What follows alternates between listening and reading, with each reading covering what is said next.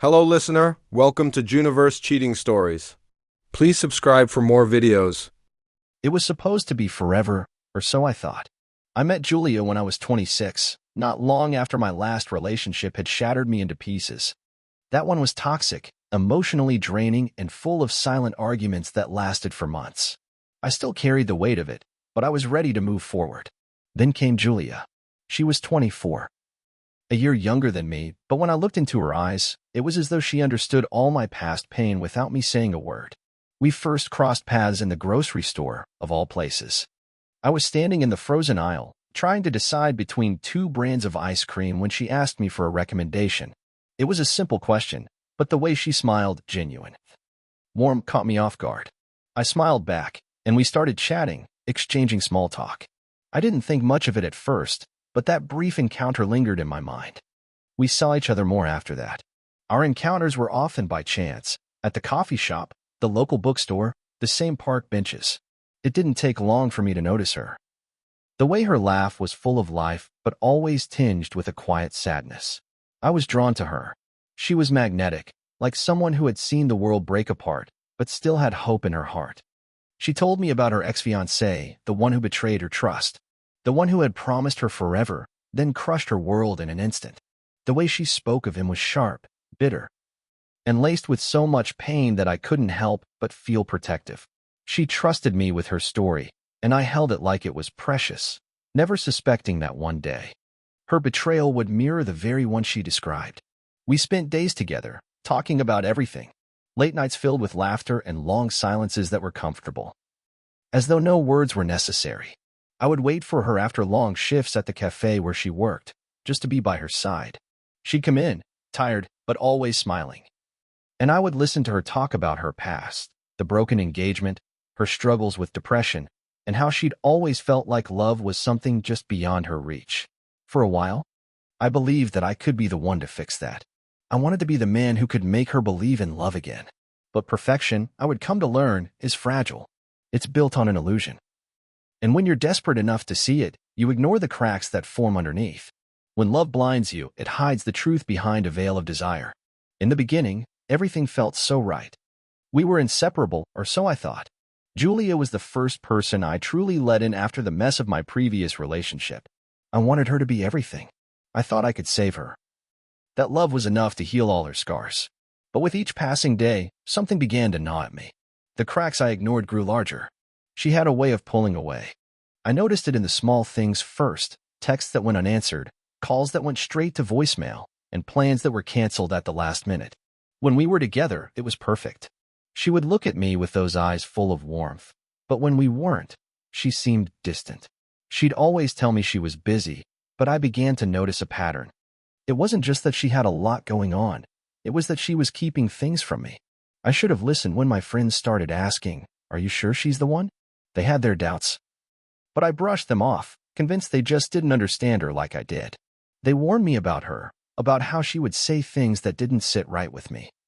How she would compare me to her past relationships as if I were just another guy in a long line of failed romances. But I stayed. I kept telling myself that love would fix everything.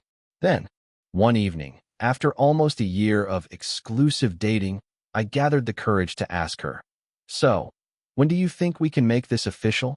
It was a simple question, but her response was anything but.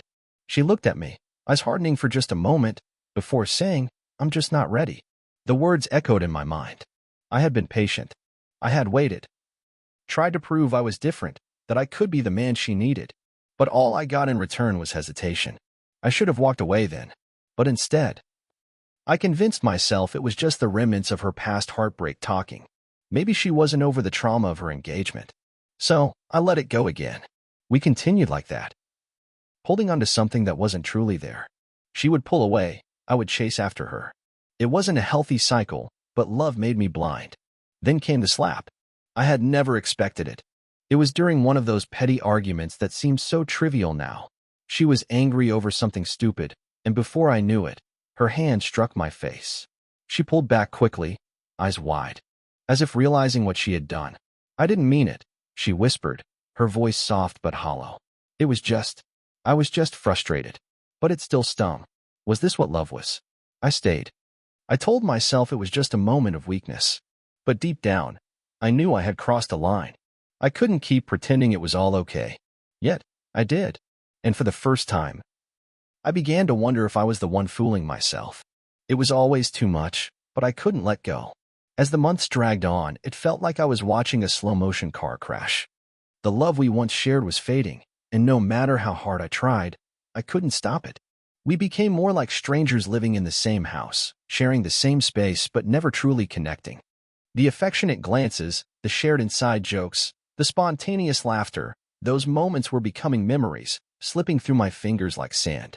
Every time I tried to talk to Julia about the growing distance, she would withdraw further into herself, as though retreating into her own world. We didn't fight as much anymore. But that was only because the emotional connection had evaporated. There was no more spark, no more passion, just cold, silent exchanges. Still, I held on.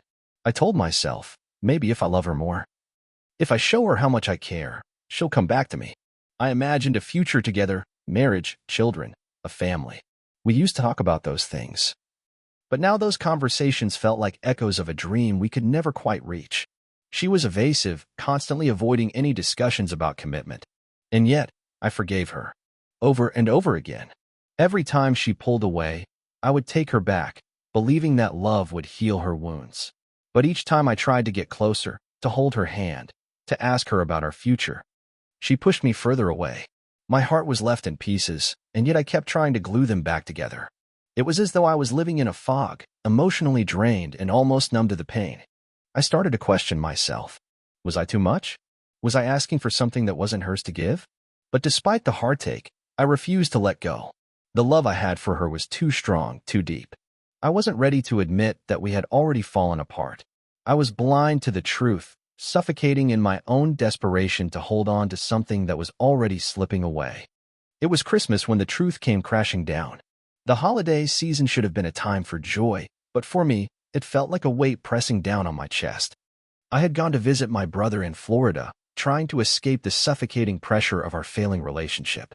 I thought that distance would give me the clarity I needed, but when I returned, the coldness between us was undeniable. I called Julia, hoping for the familiar warmth of her voice, but instead, I was met with nothing but excuses. She was busy, she had plans, or sometimes she simply didn't feel like talking. The woman who used to text me all night long, who would call just to hear my voice, now seemed like a ghost. Her words were sparse, her tone indifferent. I began to wonder if I was still important to her, or if I had just become another part of her past that she no longer cared about. Then, out of nowhere, she invited me to her parents' house one evening. It was late, and I hesitated. But I thought, maybe this was her way of making things right. Maybe she wanted to talk, to fix whatever was broken between us. I convinced myself that there was still hope. When I arrived, she was waiting for me by the front door, her expression unreadable. As we sat down, the words she spoke hit me like a punch to the gut. I don't want to be with you anymore. The knife twisted in my chest. I had suspected it for weeks. But hearing her say it out loud felt like the world had come crashing down. Her reasons were staggering, utterly shocking. She told me that she never saw a future with me. She said that she didn't think I could ever be the man she wanted, that I didn't fit into the life she envisioned for herself. Then, she said something that made my blood run cold. Our kids would look different. Her words cut deeper than any betrayal I had ever imagined. My race. She had never brought it up before, but suddenly it was the one thing standing between us. She told me that, deep down, she had never really believed we could work, that she never truly saw me as part of her future. I was crushed. I was disoriented. I was devastated. In that moment, I realized that all the plans we had made, the dreams of marriage, of children, of a life built together, had been lies. I had been living in a fantasy, clinging to something that was never really there. I wanted to scream, to lash out, but the words wouldn't come. I was too broken to fight back. The woman I had given my heart to, the woman I had sacrificed everything for, had just shattered it with a few cold words. But that wasn't the end. No, it would only get worse. The truth was buried in the silence after the storm. After the breakup, I thought I was done. I blocked Julia on every platform, social media, texts, calls, everything. It was my way of finally cutting her out of my life, of erasing the hurt. I tried to convince myself that I was over her, that I could move on, but the truth lingered like a shadow. There was an unease, an itching feeling in the back of my mind that something was wrong. I couldn't shake the thought that she had already moved on, and I was still stuck in the past. A month passed. I tried to keep busy, focusing on my work, my friends, my own healing, but late one night, as I sat alone in my room, my phone buzzed. I glanced at the screen, expecting a text from a friend, but the caller ID made my heart stop. It was her. I hesitated, my finger hovering over the decline button, but curiosity won out. I answered the call. It wasn't her voice. It was faint at first, just enough for me to make out her laughter in the background. But what made my heart sink was the voice that followed hers. A man's voice. Unfamiliar, but close enough for me to hear the intimacy in his tone. I froze. I didn't need to hear more. The truth slammed into me like a freight train. She had already moved on. She had found someone else. And I was nothing but the fool left behind. The safety net she had used when things with him hadn't worked out. I should have hung up then, but I couldn't. I reached out to her, my hands trembling, even though I knew I was risking more pain. I needed answers. I needed to know why she hadn't been honest with me, why she hadn't told me that she had already replaced me before our relationship was even officially over. When she finally replied, her voice was dismissive, like nothing had changed. She played it off as a butt dial, trying to pretend nothing was wrong. But the words that followed told a different story. She spoke about her new boyfriend as if he were the answer to everything. She went on, criticizing him, his hair, his habits, his personality, but I knew the truth. She was comparing him to me, trying to make me believe she was still torn between us. It hit me like a gut punch. She hadn't just moved on, she had replaced me before she had even ended things. The betrayal ran deeper than I could have imagined. She had kept me around, feeding off my emotional support, all while seeing someone else. I wasn't just a casualty, I was a placeholder in her life. I had been her backup, nothing more. I would no longer be her fool. I had to let go. I had no choice. But it was harder than I ever imagined. The haunting images of our life together, the lies she told, and the emotional manipulation, I couldn't escape them. I tried to move on, I really did. I threw myself into my work, tried to focus on my friends, and told myself that this was the end of it. Then, one afternoon, I came home to find a package on my doorstep. I stood there for a moment, staring at it, wondering if this was it, the final piece of the past she had left behind. It was small, innocuous, wrapped in brown paper, but when I saw the name on the return address, my stomach turned. It was from her. I had expected her to come in person, to face the consequences of her actions. But no, she had taken the coward's way out, leaving the things she didn't want in front of my door like some discarded object. It was as if I was nothing to her anymore, just a chapter to close with a minimal amount of effort. My heart boiled with rage, the final straw that pushed me over the edge. That night, I sat down and wrote her a final letter, an email, raw and unfiltered. I laid out everything. The way she had lied to me. The way she had used me for comfort when it suited her, only to discard me once she found someone else. The emotional toll she had taken on me, turning me into a shadow of who I once was. I poured everything into that email, every ounce of pain, every ounce of anger. But her father's response was what truly shattered whatever respect I had left for her family. His email came a few days later, and it felt like a punch to the gut. He accused me of stalking his daughter, of harassing her, of being obsessed with her. He threatened me with a restraining order, as if I were some kind of predator. The irony was impossible to ignore. I had been the one who was betrayed, yet I was the one being painted as the villain. Her father, this man I once respected, had become her shield. He sided with her, without knowing the full story. He called me a liar, a stalker, and a manipulator. The truth didn't matter to him. All that mattered was protecting his daughter, even if it meant enabling her lies.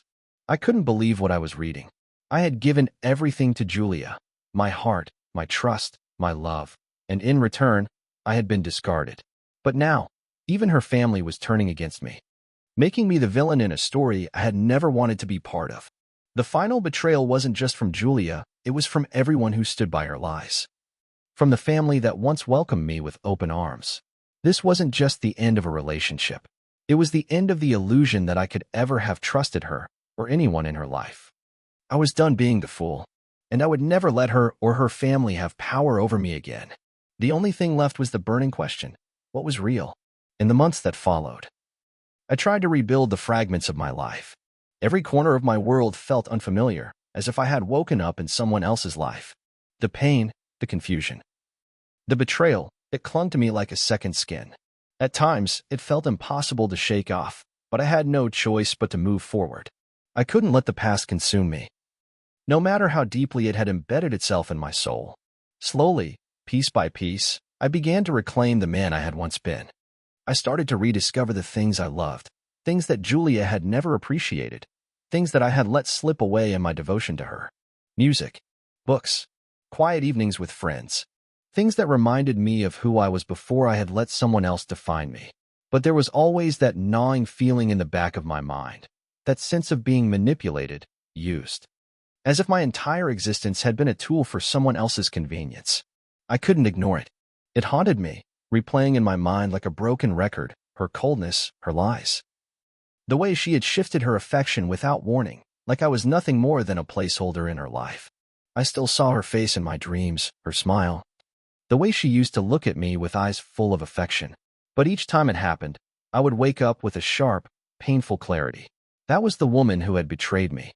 The woman who had never truly loved me the way I deserved. She was nothing more than a ghost now. Her face, once so familiar, had become a shadow I needed to let go of. The journey of healing was anything but easy. There were days when I felt broken beyond repair, days when I wanted to scream at the unfairness of it all.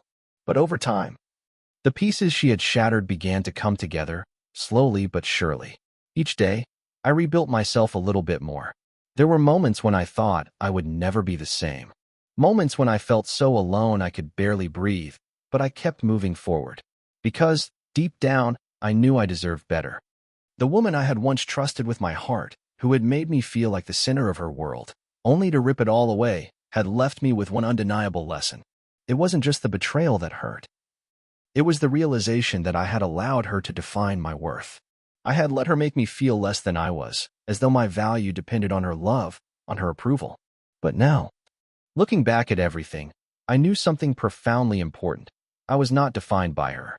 I was not defined by the empty promises, the lies, or the hurt. I was stronger than I had given myself credit for. And the only thing she had truly left behind was the hardest lesson I had ever learned. Never let someone else define your worth. I would never make that mistake again. I would never let anyone take away my sense of self, my value. I was enough. I always had been. And now, I was free. The past no longer had a hold on me. Thank you for listening. If you were in the main character's shoes, what would you have done differently? Which moment made you realize the betrayal? Share your thoughts in the comments below. Don't forget to like this video and subscribe for more heart-wrenching stories.